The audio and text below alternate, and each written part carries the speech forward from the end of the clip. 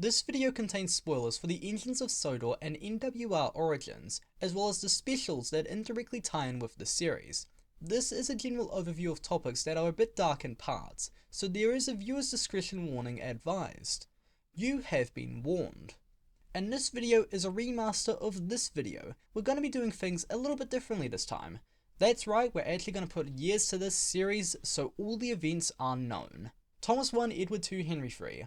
What more can I say? Basically everyone here knows who he is, but let's give a brief overview anyways. He is the creator of Engines of Sodor, a series that has been going on since, 2013. Oh no, oh dear god, oh that makes me feel old. Ugh. Oh, there's probably people that are subbed to my channel that were born in 2013. Ugh. Anyways, the Engines of Sodor has evolved over the years, having a prequel series of NWR Origins, as well as some specials that may or may not be canon, and some Railway series books thrown in there as well. And to conclude all of this, we got the Engines of Sodor finale, which wrapped up everything in a nice neat bow. Now, if you are familiar with the old video, then you'll know that I have a very specific ordering of things for T1E2H3. Namely, that some characters, like Croven, gets character development in the most famous engine, only to then use said character development in Revenge of the Ghost Train, which takes place over 20 years prior. This sort of jumps around the timeline, and in doing so causes a chain of multiple timelines. What is shown on screen is how I will dictate years, but not exactly canon.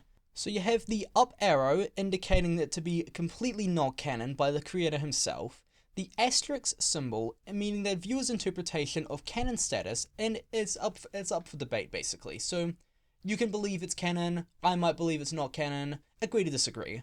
And anything that does not have either of those two symbols means that it is the main timeline. Trust me, this will make a lot more sense when we get to those specific cases of the Alpha duology, as well as some of the specials, plus I think the ghost story with Timothy in it and Godred, but I'll figure that out on my own end. I'm not counting the OG Haunted Henry or How the Diesel Stole Christmas, as quite frankly, they don't belong in either timeline, and it just does not make any sense to talk about. Basically everything in this playlist, discounting the previously mentioned specials, is what I'll be discussing today. Now, this is a change on the last video, as we shall only use remastered episodes in the main series, as those were remade to fit in with the canon timeline, and the previous ones have sort of been retconned. Because of that, I shall only take the events as they were meant to happen, so we're not doing one of those, oh Vader did kill your father, but from a certain point of view level retcon. So we will lose our classic episodes in this video, but we have to make the timeline make more sense, unfortunately. A major point of note here, I refer to Sir Topham Hatt as just Topham throughout this video, but because we don't know a lot of the years for them, just presume that they follow Railway series canon for the Topham lineage. Just saves words because I ain't got time to save both names. So just presume 1915 is 1, 1960 is 2, 1990 is 3, and then 2013 is 4. With all that out of the way, I present the T1E2H3 timeline, which, wow, is oddly confusing looking at it for a series about talking trains. And you'll definitely need some food or something. This might be the single longest video I'll ever make in one go. And before we go any further, please remember to like, share, subscribe, comment, do the things that YouTube tells me to tell you. That helps the channel around here. Anyways, let's continue.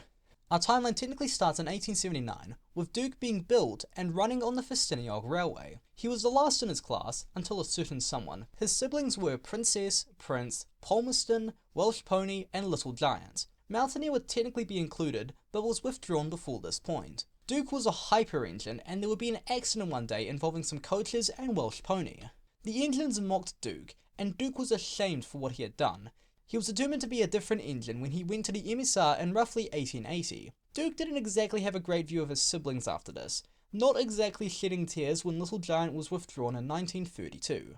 In 1894, off the Peel Godred branch, the towns of Gorsaflin and Harwen Lake would be reached, but some of the local Sudrick farmers weren't exactly happy about the English technology encroaching on their territory.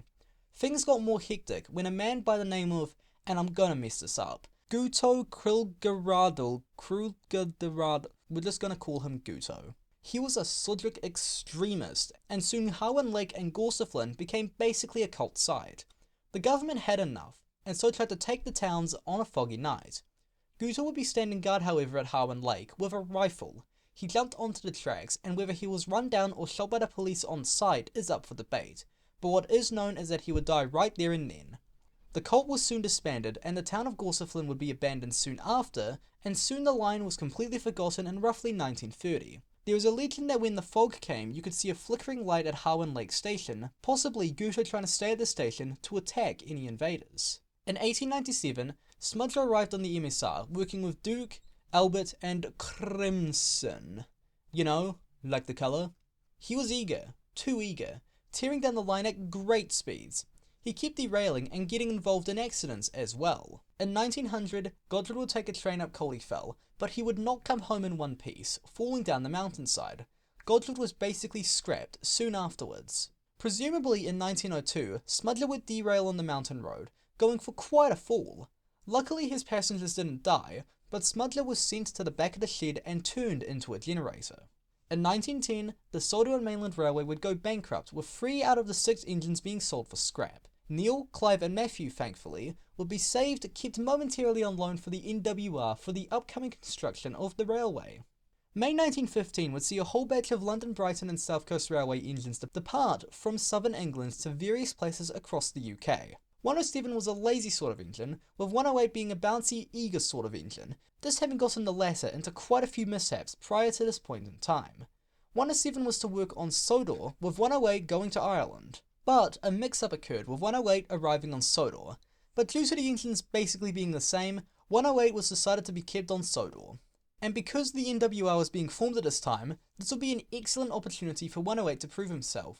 The other engines working at the time were Eagle, Adam, Neil, Clive, Matthew and Wallace. Whilst 108 didn't have a name, he would be repainted into blue and given a number 1.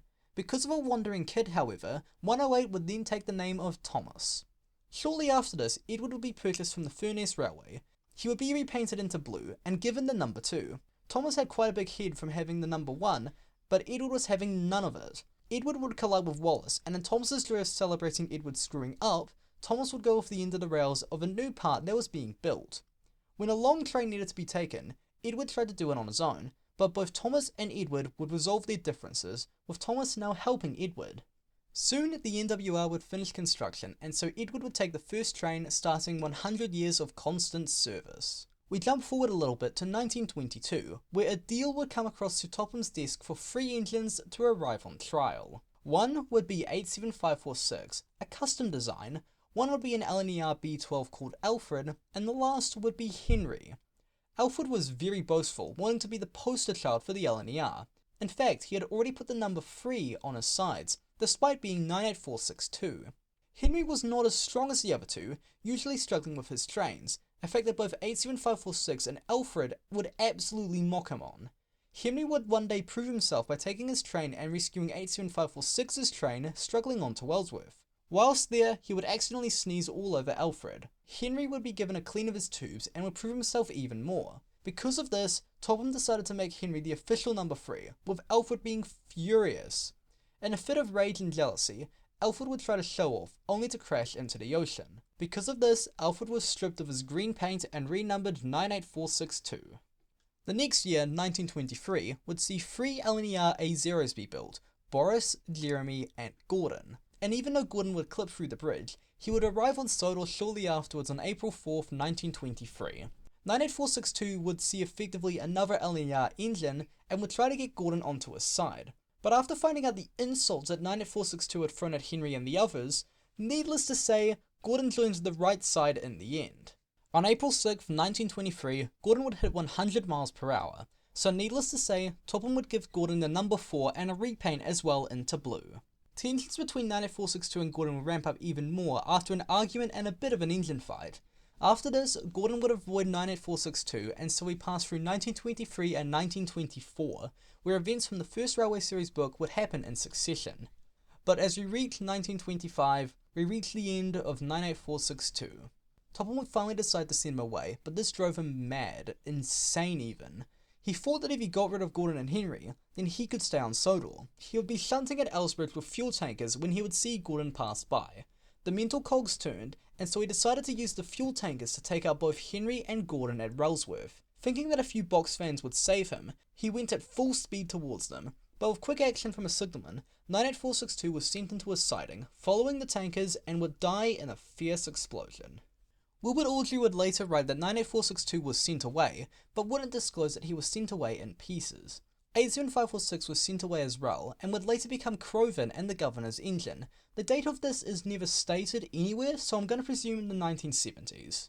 In 1926, Smudger would be removed from his spot as a generator behind the shed. His whereabouts after this are completely unknown, at least to the other engines. He would secretly be turned into a brown tank engine around this time. In 1928, Toby would arrive on Sodor, albeit he would go up to a tramway up near Islesdale, so technically not part of the NWR just yet. He and Henrietta did not get along at first, and Toby would be involved in a runaway because he thought that Sodor trucks were the same as England trucks. The runaway would end with Toby crashing through the back of the wall of his shed. Henrietta and Toby would begin to bond more over the coming years. 1929 would see Eagle go back to the mainland, as he had technically been on loan basis, although he would return in 1950 briefly. Also in 1929, on the Great Western Railway, an engine by the name of Montague would arrive. Needless to say, things did not go quite well at first. The big engines would keep calling him Duck for an apparent waddle, and would bully the other tank engines to do their shunting for them. Things boiled over when a row between all the engines erupted, with the manager finally stepping in to stop the antics. It would be after this that Montague took Duck to be his name. Also in 1929, Smudger, presumably renamed Bertram at this time, would first arrive on the Skarloey Railway, usually working nights at the quarry, albeit in a different shape. It would be October 1829 when a rather serious accident would happen. Bertram's side rods came slightly loose, and so when crossing the Old Iron Bridge, they caught on something, causing Bertram to leave the rails and plunge into the swamps below. He would be dragged out and rebuilt as the same basis as Duke, just with some alterations. 1931 would see Adam and Wallace be sold to a private railway, where they still work today. In 1941, the ongoing war would result in Neil, Clive and Matthew having to be sent away from Sodor. They'd be sent away to India, where they would continue working for many years. 1945 would see James arrive on Sodor, a bit different from Railway Series full canon, but hey, the series isn't exactly canon to begin with. Anyways, James will basically have his entire book take place. You know, the crash because of the wooden brake blocks, getting repainted to red, trying to beat some really troublesome trucks, kind of all that jazz, just slightly told out of order. Flooding in 1946 on the MSR caused Bertram to be trapped in one of the mines, but because the money was very low at this point, he was abandoned. It would only be in 1998 when he'd be rediscovered by Toby. Sheesh, 50 plus years on your own, good lord. No wonder Bertram's always kind of had a bit of a slight screw loose. 1947 would see the MSR close, and Jim, Stewart and Falcon would be sent to the Peel Godred Works, helping to build the quarry there. 1948 would see the China clay pits requiring two low-slung tank engines to fit in the pits, these engines being Bill and Ben, but these twins liked playing a lot of jokes, be it on other engines or workmen. They would eventually get their comeuppance thanks to Edward, but they would still play a prank at the opening ceremony, pretending to be faceless. Wait, that's kind of messed up if you think about it, but that's actually kind of awesome. I don't know why, that's kind of funny. In 1949, Percy would start work on the western section of BR, but I'll call it the GWR for now. He was just called 6, but I'm just going to call him Percy for simplicity. Percy would be a bit inexperienced, and would try to pull jokes on the other engines, one of these making the coaches for the Express be different liveries, which just would not do. However, one day, he would try to push a line of trucks who had their brakes on. When King George went in front of the trucks, Percy would accidentally bump the trucks so hard that they sped right into him. Needless to say, this was the final straw, and so Percy would be sent back to the workshop. With a conversation with Flying Thistle, Percy would change his manner just in time for Topham to purchase him. Events from the Railway Series book play out as written. On a branch line in southeast England, Oliver worked with Clarence and Paul, with William occasionally visiting. In 1949, the 14XX engines will be repainted into BR green, and in 1946, Oliver would meet Toad for the very first time. We leave the branch for a brief bit, this decided to make everything that we know into one section. 1951 would see the Arsdale tramway close down, but luckily Topham would visit the line, purchasing Toby and Henrietta for the Farquhar branch. An undetermined time later would confirm that the Farquhar branch would be extended up to the Arsdale tramway, let's presume the 1990s. Also in 1951, the quarry would be finished, and so it was decided to sell Stewart and Falcon to the Skarloey Railway, with Jim staying at Peel Godred. Duck would be transferred to Sodor in 1955, getting a new livery as well. Before he was set to go, he would talk with William about Sodor. This little part will be relevant later. In June 1957, Duck was sent away because of the lies that Diesel had told. Because of his tricks, Diesel thought that he was the best thing since sliced bread, and flattery from some of the other engines did not help that. Although Diesel and Henry weren't exactly on good terms when Diesel almost crashed into Henry at Knapford. Diesel was annoyed at Henry so much that the next day he wasn't concentrating and crashed a line of trucks into the express coaches. Diesel tried to frame Henry and the other engines believed this lie. This was until Topham investigated and the trucks told the truth. This caused all the engines to realise that Diesel had been telling lies, and so in a fierce standoff, Diesel was finally given the boot. But this would not be the last time that we would see him on Sodor. 1958 would see D5702, aka Boko, built and run on British railways. But unfortunately the Class 28s had faults, Boko having one of these. So needless to say, there was a bit of work required, but we'll get back to him soon. We jump up to Scotland in 1959 with our favourite Scottish twins Donald and Douglas, aka 57646 and 57647 respectively. But at this current moment in time, the Diesels were taking over Scotland. The manager of the line wanted to get rid of steam engines, and so was able to send Donald to Sodor, but only Donald. The twins were heartbroken, but it was conversation with Thompson the A4 about them basically being identical that would spark an idea. By covering up their numbers on their tenders, they could pass as the same engine and try to give Topham to keep both of them. It was worth a shot, and so the twins would sneak to Sodor one night, making it without much hassle, and the events of the Railway Series book would happen just as they were written. 1961 would see basically all of the Class 28s be sent to Barrow and Furness. D5703 was the closest brother to Boko, but soon an incident would happen. D5703 tried to start from a station, but his engine caught fire and he was soon scrapped afterwards. The writing was now on the wall for the Class 28s, and soon they began to be withdrawn one by one.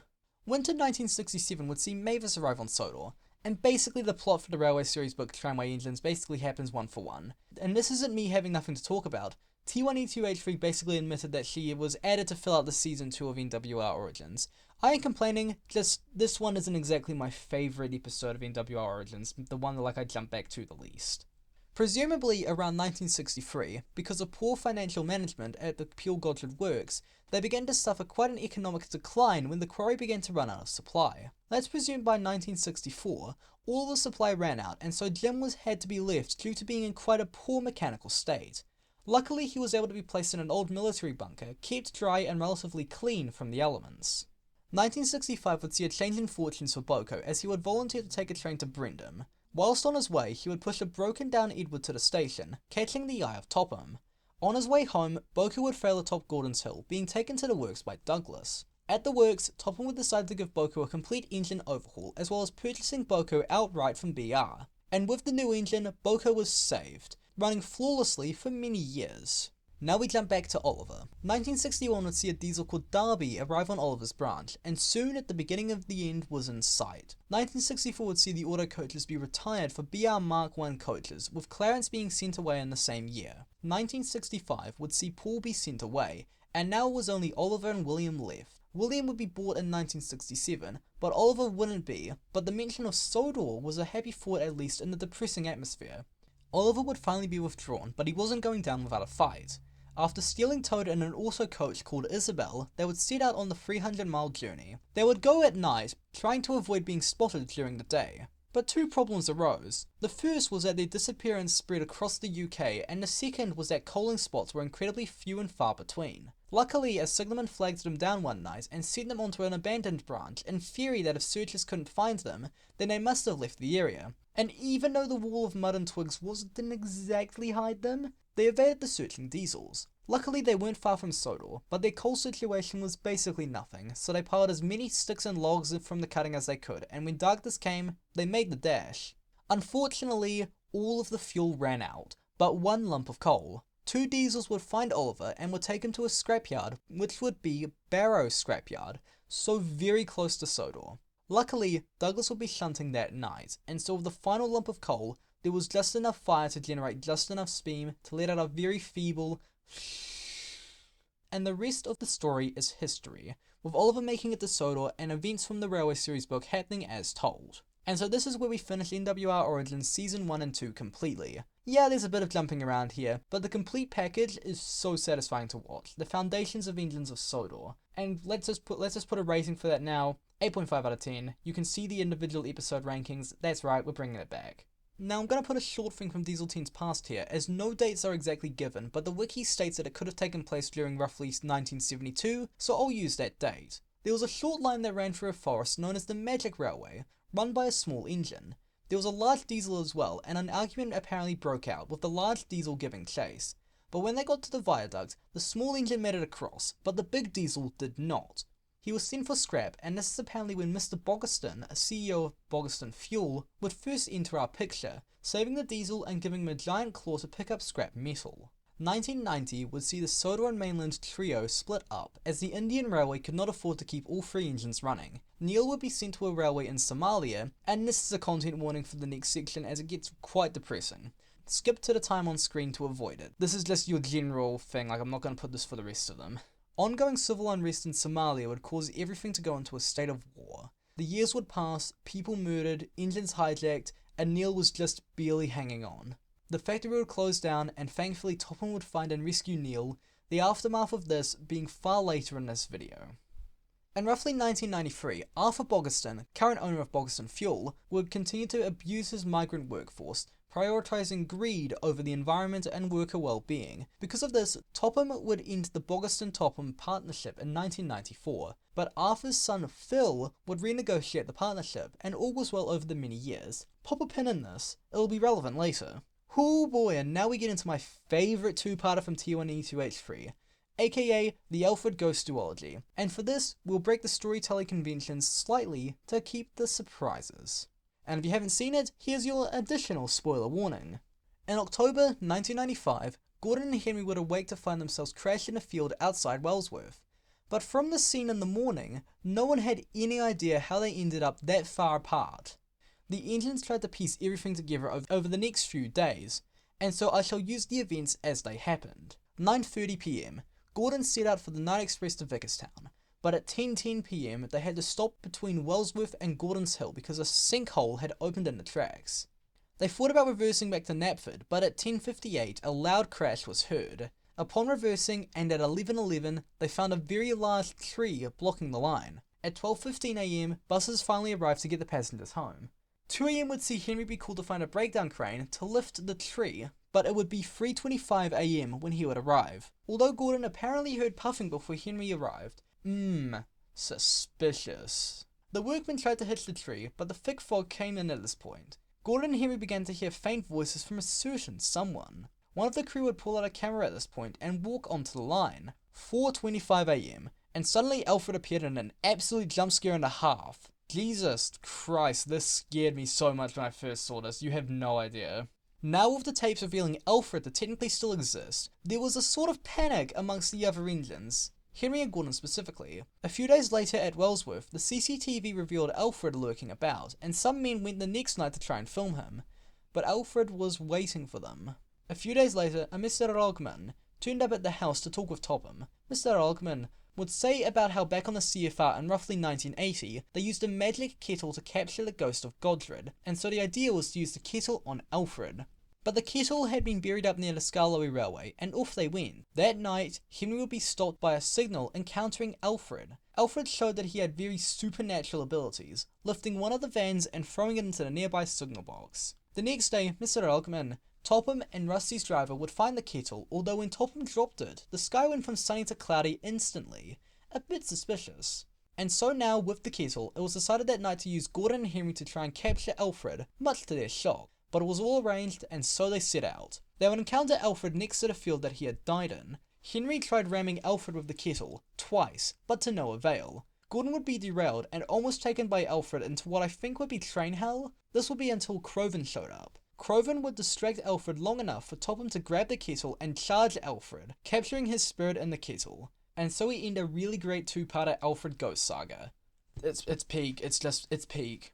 We now get into the Railway Series book type thingies that take place around this time, and I'm only going to include these Railway Series adaptations. Short reason is, this video is getting long enough as it is. Long reason is that I feel like that these works to be canon because A, same models used rather than the Skarloey Railway Series adaptations, and B, they have the same humour and structure as the rest of Engines of Sodor, so they're basically canon. Side note, I'm going off the wiki here, as the years aren't stated in the episodes so much. In August 1998, the orange coaches on the Brendan branch had to be repaired, so they were momentarily replaced with snooty BR long coaches. And because these coaches were quite long, they had trouble navigating the junction to the branch. This would be a problem when Donald went too fast around a corner, causing them to leave the tracks and derail. Needless to say, the BR coaches were quickly replaced with the old ones. At the China clay pits a few days later, Trevor would work with the twins for a shipment of China clay. Unfortunately, the points would jam, causing Bill and Ben to be stuck. But Trevor was still able to move, and so it was arranged for him to take the last shipment to Brendan. Wheel turn after wheel turn, Trevor would make it just in time, albeit incredibly tired and worn out. Derek would be brought to Sodor, and his introductory episode is basically the same as the Season 5 episode, so I'm going to gloss over that. But what happened afterwards is what I shall discuss. So basically, Derek continued to work on the Brendan branch, although he was never quite sure of his own abilities. This was until one day when the rear two coaches of the Express became uncoupled without Gordon's knowledge. Derek would volunteer to take the coaches, where they would catch up to Gordon at Kronk. October 1998 would see quite a lot of things happen on the Caldy-Fell Railway. The first would see Niles, a diesel, arrive on the line. He was a small little engine, but his horn was incredibly loud. Niles and Patrick would take a train up Caldy-Fell, coming across Caldy roughly halfway up with a broken axle. Which you would have thought someone would have warned them before, like they could have just gone up the hill and crashed into him. Anyways. Niles would prove himself by basically taking both his train and Caldy's train to the summit, proving himself. A special T train courtesy of the CFR manager was organised for the thin, small and fat controllers. Eric was chosen to take the special train up Caldy-Fell. Topham would be taking a tea kettle through the coach when suddenly a sheep straddled the line. With a sudden stop by Eric, the kettle went straight through the carriage, spilling all over him. On the way back down, a lorry darted in front of Eric, and with a chocolate cake in the hands of Topham, well, obvious results occurred. One day, strong winds were all around the mountain. Service trains had to go through, much to Shane Dooney's dismay. At the top station, the crew left the train but didn't put on the brakes as hard. A gust of wind at the top station made him begin to roll backwards. He would derail and go off the edge, but luckily was able to rest upon a rock ledge. Luckily, Niles was able to get the breakdown train, and with the help of the crane, was able to pull Shane back onto firm rails. But this whole business may have awoken a certain someone. And this is where we get a case of it basically being up for interpretation. And this is around the Godred 2015 version. In the cleanup of the trucks, some workmen would find a rusted cylinder of Godred. A reporter came to make the story of this sudden discovery, but when the picture was taken of one of the engines, there was a faint shadow. Soon, the engines began to see a hauntingly similar image to Godred at intervals, as well as hearing the crash at some points. One night, puffing was heard, and so the CFR manager and Wilfred gave chase, but they didn't find anything. But to put an end to this, it was decided to throw the cylinder back over the side, as though as to give peace to the spirit of Godred. And while they never did see the spirit, it seems to have worked, as Godred would never be seen or heard again. And so we end the two-parter Railway series style books. These are fun, the creator should do more of these, I like them. The year 2000 would see an interesting, neat little special featuring Oliver. He and Duck would be chosen to go for a special meetup for GWR engines. Oliver would take a dinner train, arriving back during the night. Duck had already made his way back home, but Oliver and Toad got caught in a storm. A landslide would block their intended path home, but luckily there was a junction that they were able to use to take a back way home. But they would run low on water near Barrow's scrapyard, so the crew parked up Oliver on a siding while they went to find water, rather than run out completely on the main line. Oliver would find Paxton while in this siding, finding out that Paxton was in a similar position that Oliver was in way back in 1967. In a daring rescue the next night, Oliver made it look as though he had broken down, with Paxton giving him a push, able to take him out of the scrapyard siding. Paxton would be restored at the works after a bit of confusion about looking nearly identical to Diesel. The year 2000 would also see Diesel 10 be donated to the NWR from Boxon Fuel as sort of a goodwill gesture. At least it's sort of presumed as 2000, it's sort of a little bit up in the air with Diesel 10 a little bit. His introduction wasn't the greatest with the other engines, but his work with the Chlorotopper's roof was quite good. One day, the wind was quite strong during a minor storm. Diesel 10 was travelling along the line, but couldn't cross the viaducts due to remembering events from 1972 in a sort of PTSD sort of way. He was backing away when a tree fell on the line. He could have gone away, but upon hearing Gordon in the far distance, Diesel 10 set to work to clear the debris. Topham would congratulate him, with a bit of history being brought up. One of the Ironwork twins heard this last part, spreading a rumour about a sad past around Diesel 10 beyond Sodor. Edward would piece together a few of the clues, surmising that Diesel 10 must have been the engine involved in the Magic Railway story, again from back in 1972. Although this wasn't quite proven, the engines now had a different view on him after he saved Gordon. In 2001, the power plant that Clive and Matthew had been sent to closed down, but luckily there was a heritage railway that was willing to take them. They liked their life on this line, but then their misfortunes would follow them again, and in roughly 2016, the line closed and the engines were put into a shed. I'm putting this chunk here to keep things focused, but remember Clive and Matthew. Sometime in 2002, the events of the world's strongest engine would happen, with Diesel being sent away by Topham again. He stayed at Craven's Gate overnight, and in the morning he set out for the mainland again. He thought that he was going to be scrapped. At the works, however, on his way, some of the wiring was faulty, and one day some sparks caught something on fire, and soon the whole workshop was billowing with smoke. Oliver, Toad and Salty were left behind. They couldn't move. It was at this moment when Diesel would arrive, and after seeing memory/visions of his siblings scrapped by flame, he charged in. Diesel pulled Oliver and Toad out first, before shoving Salty out of the back of the shed just as the flames engulfed everything. Topham would decide, after Diesel's bravery, to keep him, but on a final warning basis. We jump forward of quite a few years to New Year's Day 2013, with Topham IV becoming the Fat Controller, and he would decide to use other fuels rather than Bogaston fuel. This was because that Bogaston himself had been raising the prices slightly, but this information is slightly not relevant, but slightly is. It's up for you. But mysteriously, all the other fuels were very bad, and only Bogaston fuel was reliable.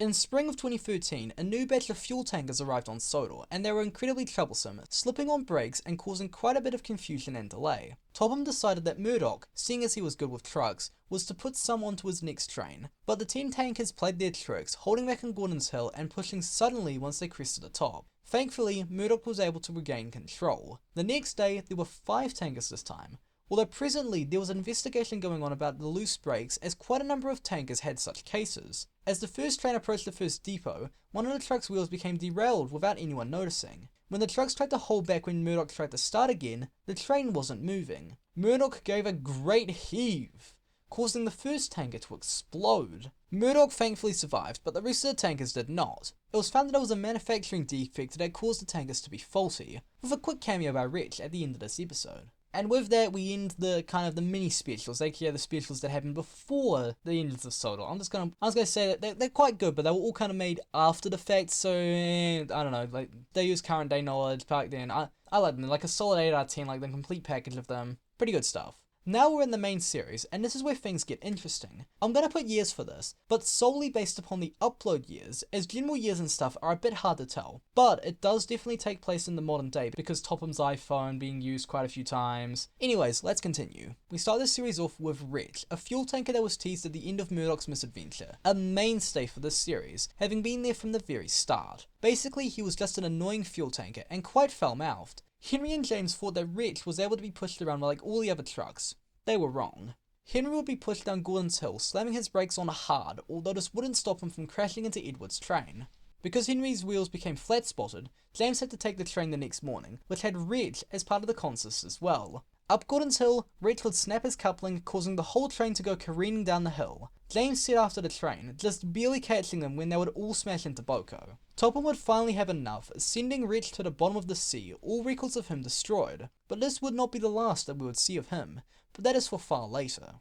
Around this time, Topham would investigate and was found that the fuel had indeed been tampered with, and that Phil Bogaston was the main suspect. But before the trial in fall 2013, Phil would suffer a stroke and would die, although that's not what some people believed. I put this here so we can have the Wretch saga in a nice little wee package, rather than jumping back and forth like a Christopher Nolan movie. Now we get a classic episode remastered, but only the audio for this one, so we still have the story still intact basically. Mallard would visit Sodor, and Gordon, being jealous of the 126-mile-per-hour record engine, would attempt to try and beat it. Now, in theory, Gordon could have beaten the record, as he started it while going light engine. The trouble was that the points were set to the harbour. Needless to say, Gordon went swimming. Gordon was pulled from the water and sent to the works. We go now to the Skarloey Railway. That was quick. That's usually like a season 2 thing for shows to go to the other railways. Interesting. Anyways, Duncan was being typical Duncan, loud, rude, and feeling overworked. One day, he was at the station by the lake when Sir Handel would run into the back of his train. This was because that Sir Handel was hurrying because Peter Sam was blocking the line. This was because that Boldly had a road accident. And so, the blame game is on. Peter Sam would make the mistake of calling out Boldly on this, while the latter was quite mad, and so Boldly would ram into Peter Sam and knock him off the rails. Now tensions are running really high, Baldy would accidentally get stuck on a piece of rail, but this was not how Duncan saw it however. With a charge, Duncan would push Baldy into a building. No one was killed, but Baldy and the building would be damaged. We now go to the Brendan Peninsula and Bill and Ben. It was quite rainy on Sodor. Bill and Ben liked to splash about. One day, while at the Brendan docks, the rain would be too much, and so a flood would hit the area. With help from Edward and Boko, the twins set to work evacuating the China clay pits. But some of the men would be left behind, and so Bill and Ben went into the mine shafts to rescue all of the workmen, traversing the bridge that was completely destroyed after they passed over it. Bill and Ben would be congratulated by Topham for their bravery. And now we get to a classic episode featuring the Owlsdale Railway. Interesting again. So far we've had 3 gauges in 5 episodes. That might actually be a record. Anyways, Mike would be taking a train up the line one day when a car came racing by at dangerous speeds. This car would crash at Owlsdale Station. Cars and such things got Mike thinking, and in typical fashion, the next day he would find out about the roads. Jock would be taking a truck of wet cement. Wait, wet cement? Wait, am I reading this right? Why did I put this in the script? Hold up one moment. Huh? Okay, so it does appear that Jock was taking wet cement. Why? Why? Like, no doubt it's beginning to set. You put it in an open truck, like I know the plot's gotta happen, but still. Anyways. The truck was leaking, and a massive amount poured onto the tracks right at the road. Mike would hit this and derail himself, and because there was more concrete on the track further up the line, the only solution to get Mike home was to drive him on the road. Mike would then be picked up by Donald and taken back to small rails. October 2013 would see the station of Harwin Lake decide to be renovated, with the line out to it being repaired. Henry would volunteer to help with the cleanup, with Edward not exactly being enthusiastic. He would tell Toby and Percy the story of Guto. Again, I'm not pronouncing that last name. Henry would take the train, stopping because of a red coat, and he would see the flickering lights.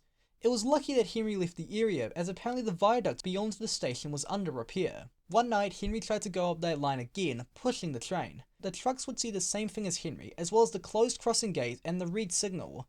The trucks got scared by this and surged forward through the gate. There was a landslide beyond the gates, and some of the trucks went over the edge and into the ravine. Henry was just able to stop, and soon Old Bailey appeared. Old Bailey explained that he had been trying to warn Henry, not scare him. Soon, Harwin Lake Station was fully repaired. We are now in 2014, and January would see an absolutely freezing period reach Sodor. Temperatures would apparently reach the negatives in both scales of Fahrenheit and Celsius.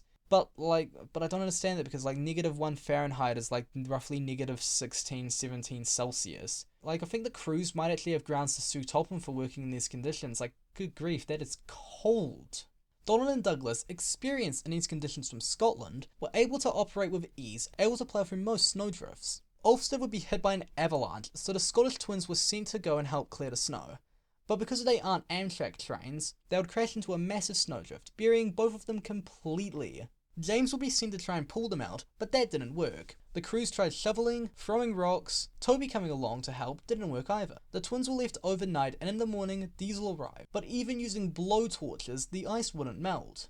Some fuel was brought up, but it kept going out.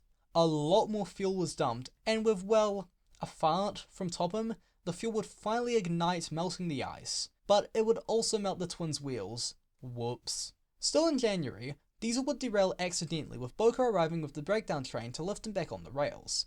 Suddenly a whistle was heard, and in a cloud of steam, the engine vanished through the station. Wait, but all the engines were in the shed at this time, so who's this mysterious engine? Henry would encounter this engine in Henry's tunnel, wow, convenient, and could make out a boxy shape and green paint, but nothing else. Thomas would be up at Farquhar when the engine would pass by. Thomas would give chase, eventually ending up at a quarry down the end of an abandoned branch. There was a shed, and who was inside the shed but Neil, of course. Thomas would tell the other engines about Neil, and Edward would say, and I quote verbatim, "Thomas, Neil was around during the Sodorian Revolution. He may have witnessed the events at Gorsaflin." Well. The basis for this video in a single line. How could Gorsaflin happen, yet Haunted Henry is not canon? At least, the original not canon. That's why I thought long ago, but now in hindsight, the answer is far more obvious considering what we've just featured in this video a few chapters back. Anyways, Neil would finally show himself and tell his story of his time off Sodor. And with some singing from the trucks and support from the engines, Neil knew that even if the world was corrupt, he still had friends and a home and a life worth living. March would see Thomas have to be sent to the works, and even with Boko brought up to help with the passengers, sometimes Daisy had to pull her weight. One day, Daisy would have to bring up some trucks because the quarry was low on stock. But when she got there, she had to be reversed into a siding, and that's when it happened.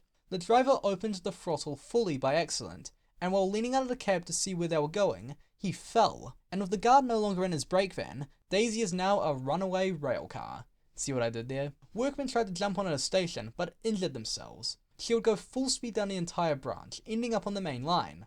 Henry and James will be positioned to be braking engines, but the train wasn't slowing down enough. The driver got out of Henry and put on the brakes in the guard's van. Because the train was slowing down even more now, the driver got out of the van, onto the ground, and then climbed back into Daisy as she went by. Damn, the balls of steel this guy has. Can we give him a beer or something? Topham, can you shout him out, please? Thanks. Anyways, Daisy would be finally stopped now. And now we come to the finale of Season 1, and we go back to the Skarloey Railway. Ballyhoo Firearms and Company would be found to be illegally smuggling gunpowder on Sodor, the whole supply being found near the Skarloey Railway. It'll be ordered to be detonated at Boulder Quarry, but how are they going to transport it there? Skarloey will be tasked to secretly transfer the gunpowder and defuse at gunpowder vans. Wow, I wonder what's inside of it, I wonder. Anyways, along this journey, a man by the name of Fitkins would stand in the middle of the tracks with a gun, and when Skarloey stopped, 2 more men subdued the crew. A farmer witnessed this, and soon the armed forces were called to deal with this hostage situation. Skarloey would be taken down the line to where the men were going to take the gunpowder away, but as they crossed the Old Iron Bridge, a man by the name of Boots, I don't know, he would accidentally jam the brakes. Skarloey was stuck now, and Sir Handel and Bertram would be on their way to rescue him. Sir Handel would go around the bridge, charging at the pirates while Bertram stopped at the other end of the bridge. Fitkins had run onto the bridge just before this, but now he was trapped. In his refusal to throw down his weapon, the swab were just about ready to open fire. Sir Handel would save him by moving at about 10 miles per hour into Fitkins, enough to throw him from the bridge. Now, how he survived is a little bit old, seeing as what we know about Bertram fell from the same bridge and his crew died. I don't know, maybe they hit something in the cab, but who knows. What I do know is that Sir Handel will be heralded as a hero for his actions, and Fitkins will be sent to jail, but this will not be the last we see of him. And so that was Season 1. Damn, this season holds up really well, originals and remasters combined. Such classic lines, and even though the mic quality and filming doesn't exactly hold up to 2025 standards, it's still a valiant attempt for a first season. And such quick upload times of roughly 1 month between. Wow. This first season gets like an 8.5 out of 10. The individual rankings of each episode are up on screen. Same style as the Stories of Sodor Timeline remaster. Now we move on to Season 2, the shortest season, due to basically general burnout and such from T1E2H3. Go see this video for more. Croven, who had been saved by the Sodor governor long ago, remember, had a coach called Helen. Together, both of them transported the governor across Sodor. One day, Helen would be parked in a siding and would be chatting with Toad. Toad always wanted to have a famous person ride in him.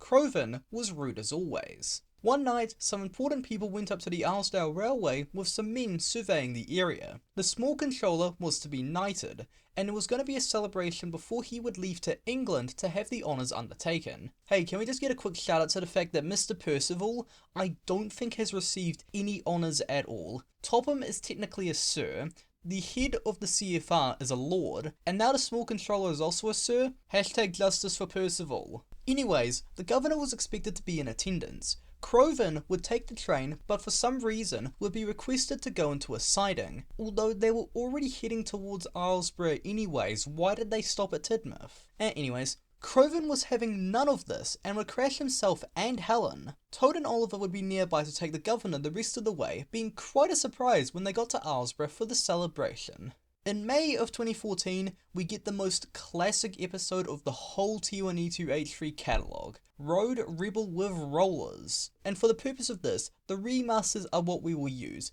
But note, this is like the only remaster that has its complete story 100% intact. One day, George had to go work at Elsbridge, but soon he had to stop at a level crossing. He got incredibly annoyed and soon kept thinking about beating the train. The crossing gates soon had to be repaired at Wellsworth Junction, with only a traffic light warning cars of oncoming trains. Bulgy would show off to George by crossing just in front of Diesel, and because of this, George decided to dart across in front of Edward and Spencer. But the third time George tried this, the accident happened.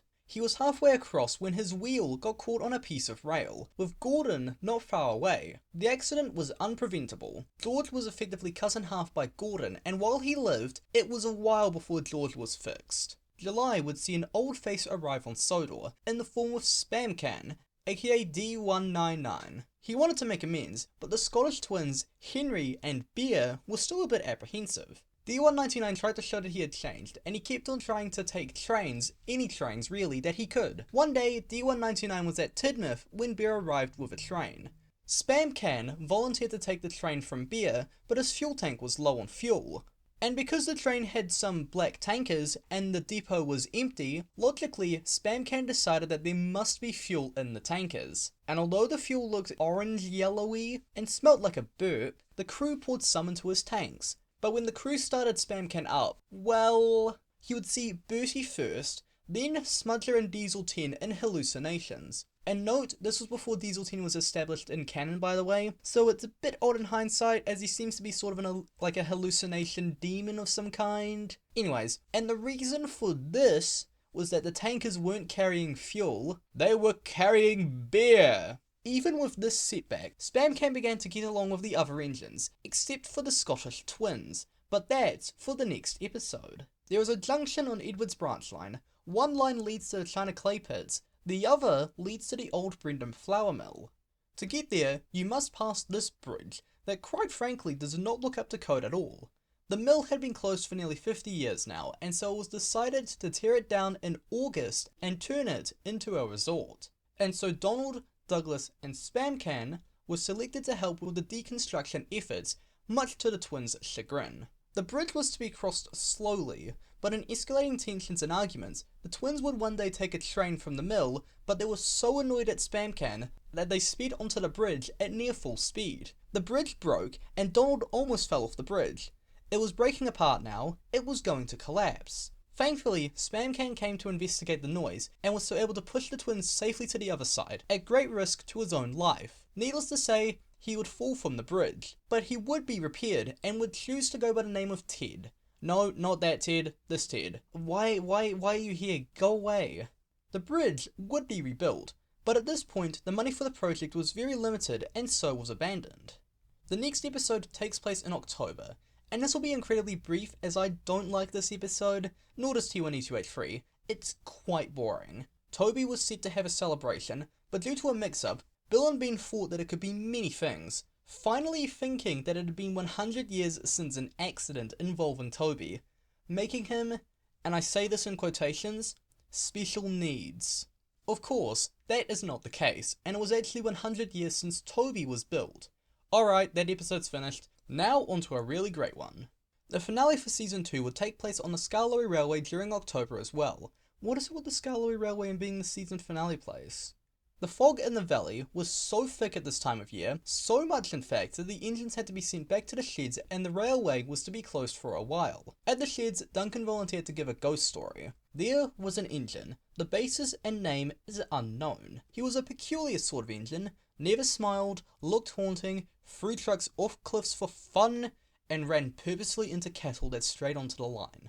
But his most defining feature was a set of glowing red eyes. He was put into the back of a shed, never to be let out, but one night that shed burnt down. The firefighters swore they saw red eyes in the fire, but only mangled wreckage of the engine was found once the fire was put out. Whether the engine survived or not is up for debate, and apparently if you were to see the eyes, you were basically dead, this apparently being the reason that the engine fell from the old iron bridge. Over the next few days, the engines kept jumping at nothing, apparently seeing the eyes, but it was all just nothing really.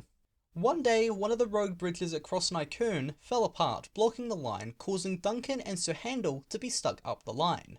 Later that night, when the fog was heavy, Duncan heard a low, deep whistle, unlike anything that ever runs on the Skarloey Railway. He went to investigate and would see the eyes. Both Sir Handel and Duncan ran, Duncan being a nervous wreck the next day. But this talk about the eyes story, notably one detail, got the engines thinking about the engine that did fall from the old iron bridge. But that is a good question for another time.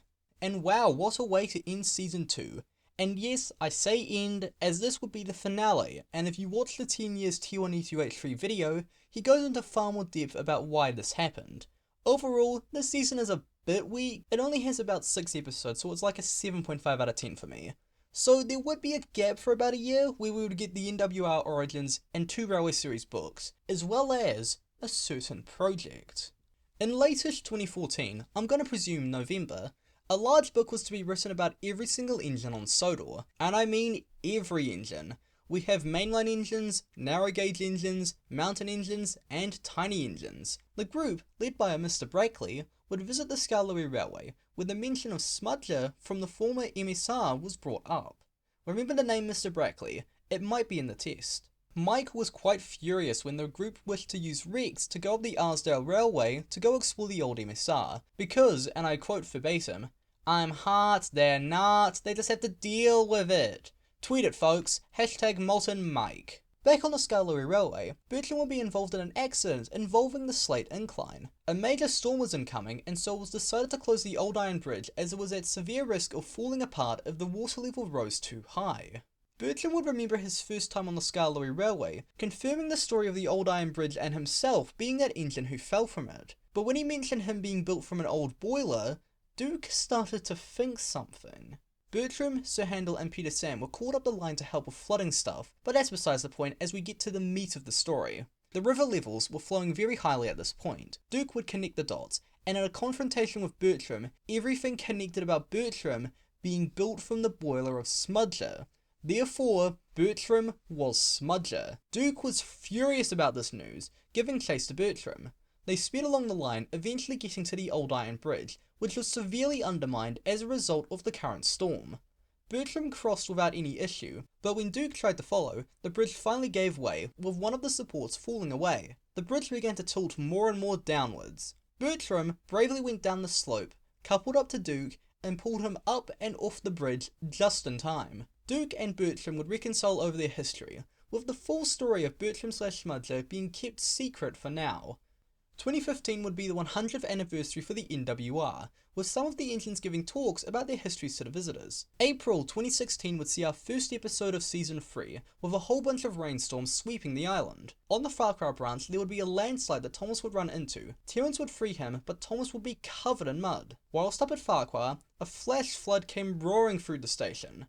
Thomas would leave there to get to a safer place, but Farquhar's already draining. Why did he then go down the line where more floods are? Farquhar's here, the rest of the lines goes down. Never mind. On his way, Terence's driver flagged him down to inform Thomas that Terence had been swept away in the flood. Thomas would then find Terence in a mudslide and pull him out. In May 2016, Gordon would tell the other engines about the first time Diesel had got sent away for what he did to Duck and what happened afterwards in 1957. In June 2016, Douglas and Duck got involved in an accident on the Little Western. Bill and Ben would be sourced as momentary replacements. Needless to say, the twins played tricks on Oliver. Up at Arsborough, Oliver was trying to think of a way to pay the twins out when he saw some of the Arsdale Railway engines nearby, and so he hatched a plan. He told a tale about the Fat Controller being able to shrink engines to the twins, but of course they didn't believe him. But when Bill went up to Arsborough for the first time, he saw Rex, and Rex would continue this lie. Ben was a bit more sensible about this, but he would also get worried when he saw Gordon being talked to by Topham and then saw Bert, who sort of looked like Gordon, up at Arsborough. Ben got scared at this point and derailed his train. In worry of getting shrunk, he ran away. He was later found in a tunnel, and Oliver would tell the truth. August 2016 would see an interesting character arrive in an episode that was my first introduction to this franchise. The Garrett would arrive, featuring Will, Corey, and Grady. I'm going to call it the Garrett, except when details matter. They'll be sent up to Farquhar to get a load of stone, with Will wanting to go fast. His reasoning was that since the Garrett was a bit more flexible, they could go around corners a bit faster. Corey was a bit more cautious, but as they took the train down the branch, the Garrett would derail, with each of them being split up. They were reassembled and began to work together properly at Kronk, doing some shunting. They were waiting in a siding when all hell broke loose. The boiler in a factory next to the station began to have a meltdown and everyone evacuated the area. But Corey realised that the fuel tankers would cause a far greater fire if they were ignited, so the Garrett was coupled up and raced out of Kronk, just in time. Luckily the fire was put out in short order, and Topham congratulated the Garrett on their bravery. September would see Tulliflin and Dolgog visit the Skarloey Railway briefly. Skarloey liked his brother, but this discussion made Duke bring up that he hated his siblings. This would lead to Duke telling the story of what happened with him in 1879. Duke was slightly depressed following this, so Sir Handel and Peter Sam came up with a plan. After a few months of organising, Duke was sent to the transfer yards one day. Whilst there, he would reunite with Prince and Palmerston, much to his delight. but soon to his dismay as he remembered 1879. He made peace with them after they explained how they all felt awful for the stuff that they had said. The trio then puffed back to Croven's Gate where Princess and Welsh Pony were there as well. The reunion was held right there, with Bertram added as well to the Festinial England engines. Although, did they tell him about the Smudger thing? Probably not. In November, Henry was to take a train up to the Peel Godred Aluminium Works. Yes, I say aluminium. I speak the King's English, not Yank English. Whilst at Knapford, Emily would get her only speaking role in the whole series. Just pointing that out. A storm came through and was so fierce that Henry had to go up to the old depot for a covered shed. But while he was there, he heard some odd singing.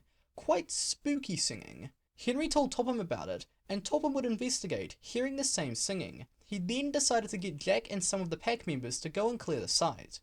The singing came again, and they realised it was coming from a chimney. Oliver raced forward, but then the ground collapsed.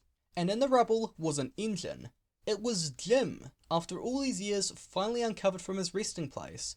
That's 3 out of 3 former MSR engines being rediscovered so far. Wonder if there's more. Wonder what happened to Albert and Crimson. Who knows. Jim would be taken to the steamworks. While at the works, Jim told his tale from his time on the Peel Godred Aluminium Works between 1947 to 2016, when he was rediscovered to Toby and James. Sometime after that, he would arrive on the Scarloway Railway, much to Duke's joy. Also in November, Diesel would tell Boker about why he was allowed to stay on Sodor after so many trials and failures from 2002. Croven would be listening to the story from the shadows, in a bit of foreshadowing. And so we end Season 3, yet another relatively short season, but still quite a vast improvement on the last season. Quite a lot more better models and camera quality, and quite a number of flashback stories. Like, there's 4 episodes that have over 50% take place earlier in the timeline. It's an improvement on Season 2, but nothing can top Season 1 just yet. Maybe Season 4 will change that. Let's find out. Meanwhile, Season 3 gets an 8 out of 10. April 2017 would see a burglary, thank you Cranky, of gold happen at Brendam Docks. Boker would just so happen to see a lorry loading sacks onto a bus from a distance later that day. At Railsworth, while in conversation with Edward, the mention of a stolen lorry and bus got brought up. Boker had a 2 + 2 = 4 moment, and realised that what he had witnessed were the thieves. He alerted the police and they searched the area. Then we get a night scene that Hollywood would kill you for, because you can actually see everything. This is why the old Train Z was peak. Not that the natural lighting from Train Z19 isn't also good, but just, I don't know, one's a lot nicer than the other. I went on a little bit of a tangent, sorry. Boker would be waiting with his goods train when he would hear police sirens and could sort of see the bus, now learned to be laden with gold, running away. The bus hid in a shed, then reversed and went the other way, right past Boko. He saw this and decided to give chase. A plan formed in his mind, and soon he sped past the bus and stopped at the level crossing. The bus noticed the ruse too late and crashed into Boko's train. The police would catch up to the bus and arrest the thieves. As a reward, Boko would be given a gold plate with his likeness put onto it. And if that thing's solid gold, you could melt it down and easily get like a few thousand from that. One day in May, Renias will be leaking a lot more steam than usual, so Handel keeps teasing him for this. Later on, Renias had to give up at Scarloway Station, and as Peter Sam took the train onwards, so Handel called Renias a steaming sausage. While at the works, Renias would talk with Thomas, and Thomas would talk about the time that he got fish in his tanks. This sparked an idea in Renias' mind. The next day, Sir Handel wasn't able to make much steam, and had to give up across Nykern. With a loud sneeze, Sir Handel found himself covered in sausages. Renias would puff by right afterwards, making a remark at Sir Handel getting his comeuppance for being the steaming sausage now. May 2017 would see a special surrounding a visit by Flying Scotsman.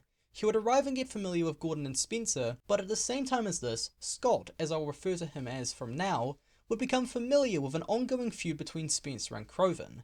Topham arrived shortly afterwards to tell the 3 engines that they were to pull a special triple-header excursion train. Going on at the same time as this, Croven and Spencer's feud got more and more heated. It got to a point that one day, Croven challenged Spencer to a race right there and then at Tidmouth. Spencer of course was far faster and sped away almost immediately. He would go up the Little Western, but Croven, who had been so far behind, would be switched towards Knapford Harbour. He almost crashed into Henry and Salty before being diverted into the ocean. While under the water, Croven remembered Alfred.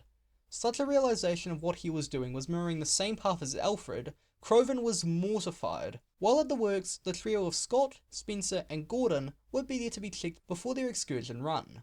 Croven expressed remorse for his actions, with Scott being the voice of reason, or the ears of reason I guess, listening to this and giving advice to Croven. The day came for the excursion train, and the train was hauled by the trio excellently, reaching 100 miles per hour at one point. But a storm was brewing, and it was getting far worse than expected. The return trip went well enough. That was until the power went out. Because of this, the signals weren't able to warn the train before Spencer plowed into a tree on the line. Spencer's piston was broken, and the rain began to pour soon afterwards. Now the train was stuck, as Gordon and Scott wouldn't be able to get it over Gordon's hill. Luckily, Croven was going the other way, and in a redemption arc, was able to help the train over the hill. They pulled the train to Knapford triumphantly, and Croven would apologise to everyone that he had wronged. And note that this special was released in 2017, yet this apparent character development was used in 2018's Revenge of the Ghost Train, which of course took place in 1995. Yeah, that's a little bit odd, but let's roll with it. June 2017 would see Diesel 10 get reintroduced to the series, being absent for a long time in the script up to now. Percy got frightened by him and decided to try and pay him back. His chance came a few days later when Topham told Percy to get the Chinese dragon for the upcoming carnival. That night, Percy arrived at Tidmouth with the post train. While in conversation with Gordon, Percy thought about how he could pay Diesel 10 out, and so coupled the Chinese dragon in front of him. Diesel 10, who was working at Crosby, would be so scared by the dragon that he sped away, without wondering why the dragon was keeping up with him. Diesel 10 sped into a siding and derailed himself, only realising as Percy went by that he had been tricked. August would see Duck envy Harold about how he could go beyond the horizon. Harold, of course, being cocky, admired the praise and admiration from Duck. Later that night, a very thick fog rolled in from the ocean. It stayed throughout the day and the night as well. Harold would be flying around in these conditions, and at night, while Duck was taking a night goods train, his propeller blades would strike the rock wall near Halltraw. Duck, being nearby, took the injured crew to the next station and alerted the emergency services. Harold was rescued and repaired, of course, so everyone gets a happy ending. Yippee! September would see a serious incident occur on Sodor. Henry was hauling some fuel tankers when one of them caught alight. Needless to say, they had to uncouple Henry quickly, and just in time. This incident conjured up some painful memories from his past relating to Alfred, because this incident involved fuel tankers. He was so scared by this that he refused to take any more fuel tankers at all on his next train. Edward would see this behaviour and would talk with Henry to get to the bottom of whatever it was that was frightening Henry.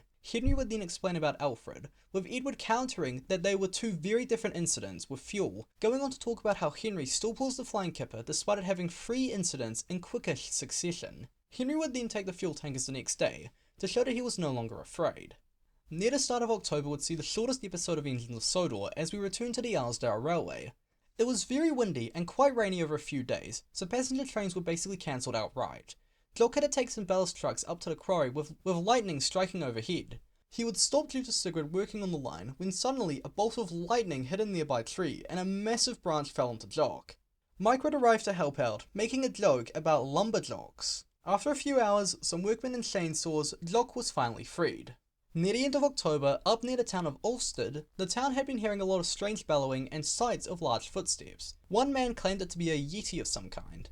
That night, while staying at the quarry with Mavis, they saw a creature matching that description on the hills surrounding the quarry. It was decided the next day by a group of men to go and try and hunt this yeti/Bigfoot or whatever it is. I'm gonna call it a yeti, it's just easier. That night, with the help of Toby, they set out. The fog was thick, but they followed footsteps and general debris until they came to a tunnel. At the other end of the tunnel was the Yeti. The Yeti began to advance in the tunnel, and suddenly Toby's fireman turned on the headlamp. In a whoosh of steam, the crew rushed to the Yeti. They heard muffled yells and took off the mask to reveal that it was the man from Ulstead, who had done all of this to be famous. Needless to say, he was apprehended by the authorities for this. November would see an interesting period in Edward's history. He was getting older, and mentally he wasn't sure if he could still be useful. Bill and Ben exploited this one day, and Boker would tell them off for this. But the trucks overheard this and decided to try and pay Edward out while he was distracted, as they had never been able to beat him before. Edward had never had an accident with trucks in over 100 years, but this day, it would become 0. When he got distracted, the trucks pushed Edward so hard that he became a runaway. Even though he put every ounce into his brakes, he wouldn't be able to slow the train down enough, and soon they reached the bend. Edward returned to his side, and even though he was rescued and sent to the works, this would be a turning point, and he would ask Topham about retirement. December would roll around, and Edward was finally repaired just in time for the holiday rush. The other engines tried to convince Edward to not go through with retirement, but at the same time they understood and respected his decision. A chat with Neil made Edward wonder about whether a boring, very light load would be the way to go for retirement, sifting a few doubts in his mind. A few days later, snow began to fall, but it was heavier than what was expected. Edward would be at Tidmouth when Gordon would fly past with the express, but at Henry's tunnel, Gordon would run into a massive snowdrift, getting himself stuck. Edward was going to follow Gordon home, but he would find the express stuck at the tunnel, and because the buses would take too long to get there, Edward pulled the coaches back to Tidmouth. With no engine available to pull the train, Edward decided that he would be the one to do it, being able to go on the branch line due to his lighter weight. And so it was arranged. With a great deal of effort and determination, Edward triumphantly made it into Knapford. Christmas rolled around, and so Edward decided to make the decision to continue working in revenue-earning service, albeit with a reduced workload, much to the other engine's delight. And so we in Season 4, and honestly, this might be the best one so far. While there isn't really an overarching narrative, it just feels like T1E2H3 has got it into a steady rhythm, with quite a good variety in serious and comical stories. 9 out of 10, now we move on to the final season, and does it have a chance to best Season 4? Let's find out. February 2018 would see our first episode, and already a peak gag of Topham chasing a seagull. Classic. One day, James was to take a hippo to the Sodor Zoo, but when they stopped at Kildane, they found that the van that the hippo was meant to be in was not in there. The guard realised that the hippo must have escaped at a signal near Croven's Gate.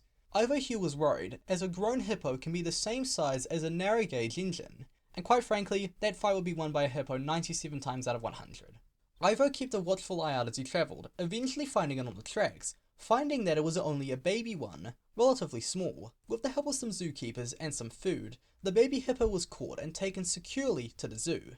Also in February, Topham decided to get another engine that looked identical to Daisy, known as Rose. Needless to say, Rose had a similar snooty attitude that Daisy had had when she arrived on Sodor.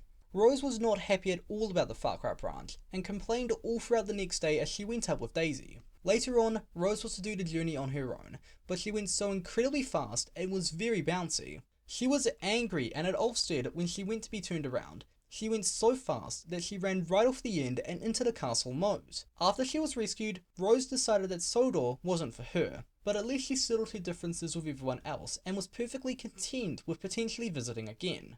This of course wasn't followed up, but hey, it's a nice gesture.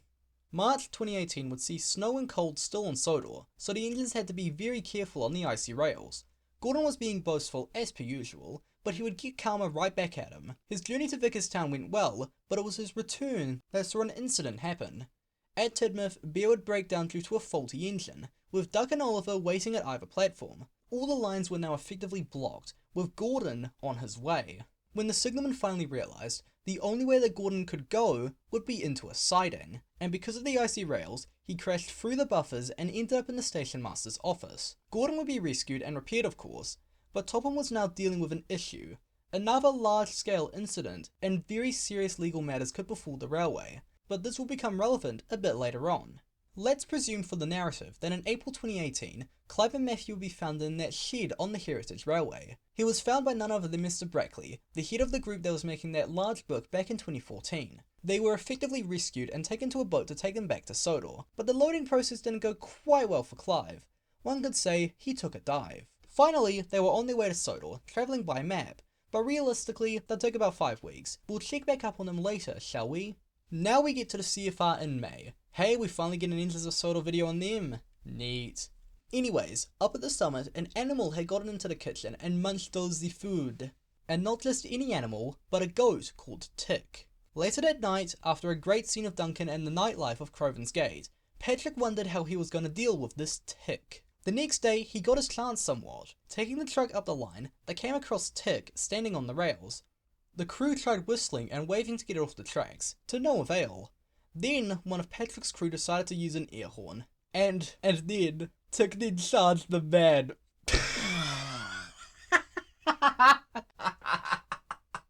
Oh, classic. Oh my god. Let's try and get back on track here.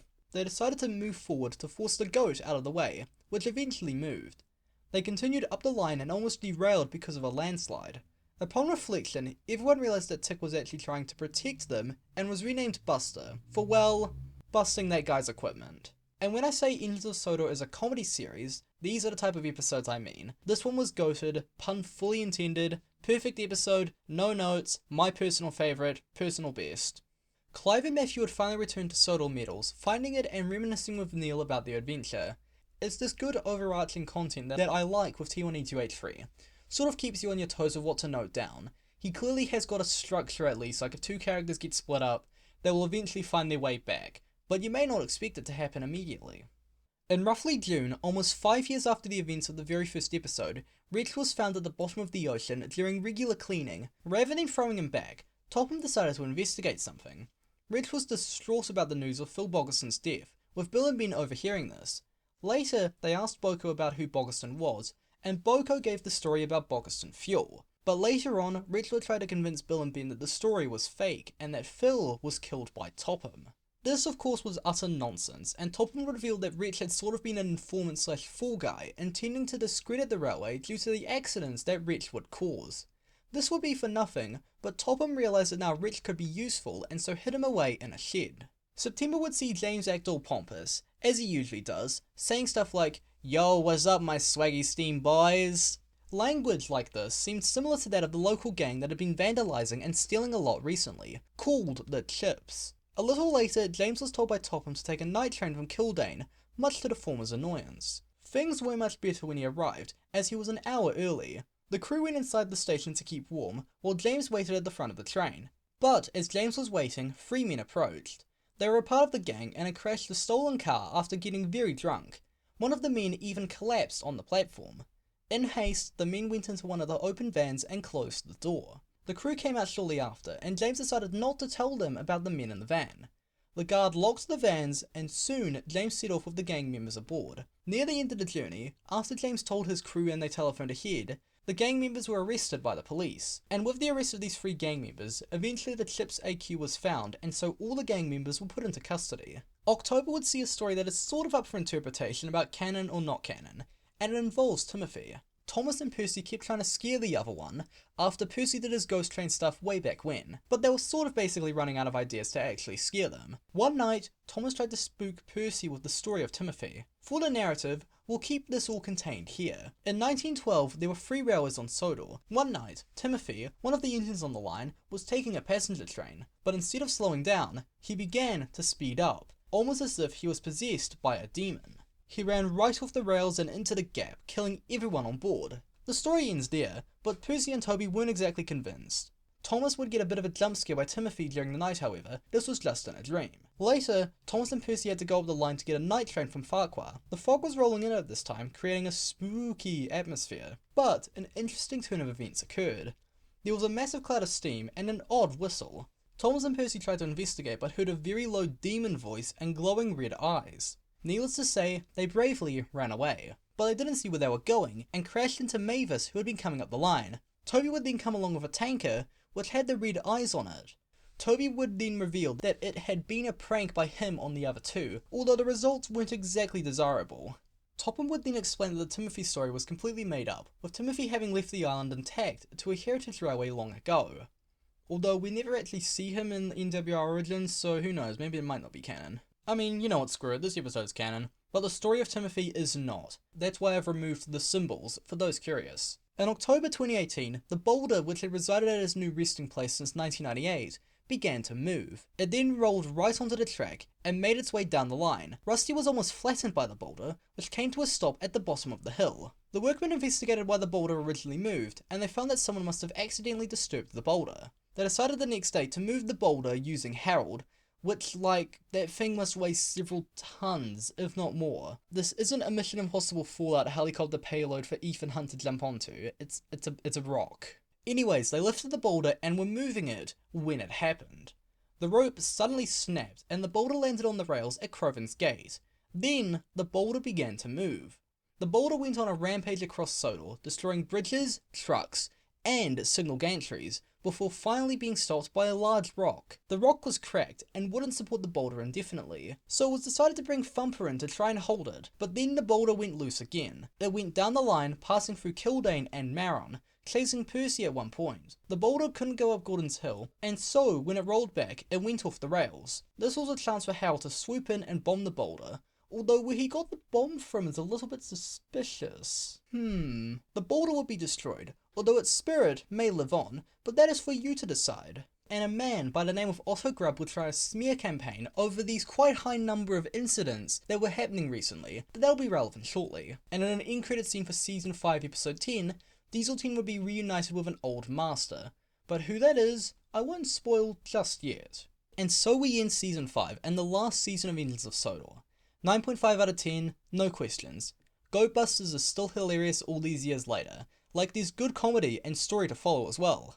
This was going to be the last series as decided by T1E2H3 because he personally felt that he had not much more to give, but he did have a finale at least somewhat planned out, and judging by the rest of the video still left to go, we've got a lot to cover. We now reach May 2019 and the first part of the finale. One day, Gordon was taking a regular train as usual, stopping at Tidmouth. One of the Sodor staff, a man by the name of Chuck, went to the guard's compartment to check something, but this will be the last thing he would ever do. He would be hit with a pickaxe and killed, his body left there. The reason for this was because Duck would be switched onto the line that Gordon was currently waiting on, ensuring that Chuck was definitely killed in the accident. Things got more complicated when it was found that Otto Grubb was aboard. Topham would be told this, as well as the death of Chuck. And I really love in the scene he's like, "No, not Chuck." Like, he literally had like 3 lines prior to his death, like I don't think you know about him either, bro. Because of everything, Topham was going to be sued by Grubb, and if he lost, he would get the boot. But if he won, then Topham would stay as controller of the NWR. We then presumably fast forward to June 2019, and the trial itself. Back and forth arguments from Topham and Grubb ensued, both stating their case. Topham stated that any accidents were just that, accidents of very bad timing, with Grubb arguing that they were not a good sign of a good safety record, accident or not. It was still up in the air whether Topham was liable up until the evidence was given. A diary had been discovered, and hoo boy, there is evidence galore.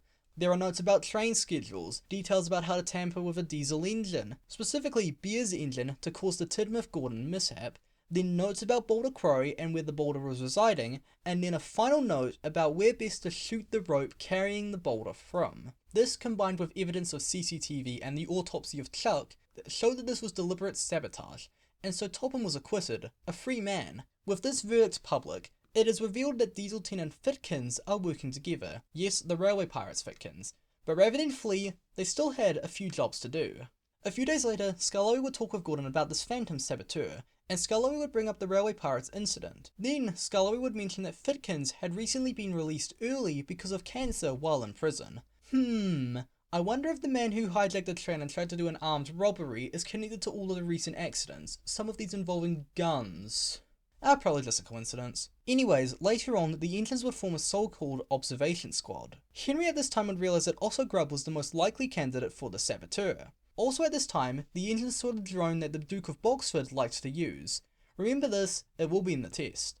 Percy would go to Topham to voice his suspicions, when suddenly a sniper tried a few shots at Topham. One passed through his hat, with Percy moving forward to block the bullets like a Chad. Peter wishes he could withstand bullets like this. Topham would stay in hiding, aka just staying inside his house because of this. A few days later, however, Mr. Percival would come across evidence, but would require Topham to come out in person to see it. Suspicious. Anyways, Topham would take Thomas out on the old line near the Duke and Duchess of Boxford's summer home, and this is where everything would get revealed. But just before this, Diesel 10 would get Birch to take a train to Knapford, as his engine wasn't feeling good. This gave an opportunity for Diesel 10 to slink away and go to the trap for Topham, capturing Thomas while Fitkins appeared to hold everyone there hostage. And from the cab of Diesel 10 came a man who apparently died in 2013. This man was Phil Bogaston. As it turned out, his brother worked in the morgue, so performed the autopsy. Although surely like if his name's like Derek Bogaston performing the autopsy of Phil Bogaston, I think there'd be a few eyebrows raised. Phil then explained his history and all that villain monologuing that we love. During the monologue, Phil would reveal that the train that Diesel 10 had made Bert take was actually full to the brim with explosives, set to go off in about 30 minutes. Phil then gave the word for Fitkins to kill Topham, but just as he was raising the gun, Fitkins was shot in the shoulder by armed police. He tried to flee, and in the ensuing commotion, Bogaston climbed into Diesel 10 and escaped. Spencer arrived shortly after, with the Duke of Boxford explaining how he saw the hostage situation unfolding from the drone footage. With not a moment to lose, Spencer, Thomas, the Duke, and Topham all went together as fast as they could to get to Knapford before the explosion, with Topham telephoning ahead. We have now reached the final episode chronologically, and the finale for the entire show, and we still have quite a bit to go, so yeah, this is going to get quite dense. Just a brief point of note, the lawyer for Otto Grubb was apparently working with Bogiston, and since Grubb was a bit suspicious, it was decided that Grubb would be dealt with later, and I'm only just going to call him the lawyer because he's not given any name. Back to the main story. Spencer and Thomas were racing with Diesel 10 in pursuit, but with a few shots by the Duke's rifle, Diesel 10 had to abort the chase. Meanwhile, at Knapford, the call came through to evacuate, with Gordon and Daisy getting out of there fast, as well as the passengers and Topham's father. And then, after 100 years of standing tall, Knapford station was destroyed by the explosives. Topham would decide to close the railway until further notice. Later on, the elder Topham mentioned about all of this being over some fuel, and so Topham Younger realised something vital. The pair would visit Rich, finding out that Rich knew about Bogiston being alive, despite being in a shed with no contact at all to the outside world. With a threat from a drill, Rich would let it slip that Phil was still indeed hunting the Tophams. Topham would then go to all of the engines and explain how Diesel 10 was related to the Bogistons, which admittedly clashes a bit with the established timeline, but hey, sometimes the story changes over the years. Later that night, Fitkins, who had been able to evade the police, was picked up by an associate of the Russian mafia, who would reveal that he had killed Otto Grubb earlier on. The engines would find out a bit later about Otto Grubb's death, with celebrations happening as a result. That's a little bit morbid anyways, but oh well, kind of funny actually given the circumstances. At this moment, the lawyer had been eavesdropping with all of this, realising that the engines knew the connections and would try to lay a trap for Bogiston, and so the lawyer would go back to Bogiston to warn him. Meanwhile, Bertie would reveal that he had seen the murder and mafia men leaving the area, so now the police knew that the Russian mafia were now involved. Diesel 10 had second thoughts at this point, but Bogiston would threaten him with scrapping if Diesel 10 did not go through with the rest of the plan. Despite the railway being closed, Gordon was travelling presumably the next day to somewhere when he would have to stop because of a large box on the line. Just as he stopped, somehow Bogiston was able to overpower Gordon's crew and take him hostage. I mean, he could have had some mafia men with him, but we don't see them. Bogiston would then get Ari, Bert and Gordon as hostages at some factory, Fitkins would get Toby at the old lead mine, and the mafia got Douglas at the old flour mill. He would phone Topham but not reveal where the engines were, only telling Topham where he was, and to bring a large sum of money and a guaranteed exit from the UK to a country that he would not be followed to. But of course this was ludicrous, with Bogiston likely going to kill both Tophams. So a plan was devised to rescue the hostage engines simultaneously. But where on earth was Gordon, Toby and Douglas located? We know of course, but do they know? It was at this moment when Topham would remember the convenient hidden GPS trackers that were installed on all of the engines. And so now, Howard was able to fly over to get a general layout about where each engine was. At this time, Rich would volunteer to be effectively a bomb for the trap that Bogiston was laying, filled to the brim with explosives.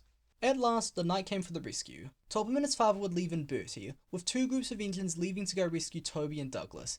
And damn, the scene with like the Avengers music. Oh, it's peak. Gordon would try to convince Diesel 10 to join the right side, with a mention of Alfred and how Alfred had gone out with a bang. Presently, the Tophams arrived, with Topham Younger trying to talk with Diesel 10 to abandon Bogiston and be welcomed to the NWR with open arms. We shall cover the three rescues as they happen, so bear in mind for this next part. The Douglas rescue would start with buildings being exploded and knocked down, with SWAT entering the area. Donald and James would enter the area to rescue Douglas, with one of the mafia men trying to get into a bus to try and drive away. But because there weren't any roads, the bus had to drive over the bridge. Henry, who had been waiting on the other side of the bridge, advanced forward. With nowhere else to go, the bus swerved off the bridge and exploded. The Toby rescue initially started with a distraction by Percy, as Percy tried to get trucks from the quarry. But Fitkins, realizing that the NWR had been shut down, saw through this ruse. But just as Percy was about to be taken hostage himself, Harold came swooping in, dispersing what is likely tear gas onto the men. Toby and Mavis came to rescue Toby, with Diesel staying behind to follow them back down the line. But Fitkins had gotten into Toby's cab and was about to contact Bogiston when he fell onto a bridge. He got up just in time to see Diesel advancing really quickly, killing Fitkins right there and then. We now come to the finale of the finale. Bogiston would show that he didn't have any weapons, just a lighter for smoking. But right after the money was handed over, the lawyer dropped barrels of fuel onto the ground, with the previously mentioned lighter igniting it. Bogiston made his escape with the Tophams trapped. But the explosion from Rich wasn't coming, as the fuel pipe had been shut off by the lawyer in fear that it would explode with Bogiston still in the building. The lawyer decided that he had enough and tried to flee with Grubb's money, but was shot and killed. Back inside, Gordon remembered his Kirk Ronan mishap and told Ari and Bert to reverse with all their power to force them out through the back wall. They were able to make it to safety, but the Tophams were still trapped. But luckily, Bertie ran through another wall and was able to pick up the Tophams and quickly reverse out. Bogerston tried to flee in Diesel 10 when the door conveniently opened, and he saw Wretch. And so, in sacrifice, Diesel 10 accelerated quickly forward, hitting Wretch and killing himself and Bogerston in the process in the ensuing explosion. And so the madness was finally over. Diesel 10's claw would be found mangled and charred in the wreckage. Over the years to come, Knapford Station was rebuilt, and in 2023, we finally close out this series with Thomas and Gordon having banter under the new station canopy. The end. Oh boy! Wow, we have finally finished this series. The finale was a peak trilogy, 9 out of 10 overall. And now we'll wrap up this video quickly, as quite frankly, I'm sure most of you are already clicking off this video right about now. Just would like to say the usual like, share, subscribe, the stuff that YouTube tells me to tell you. I'm gonna take a break for a little while. This one took a lot out of me.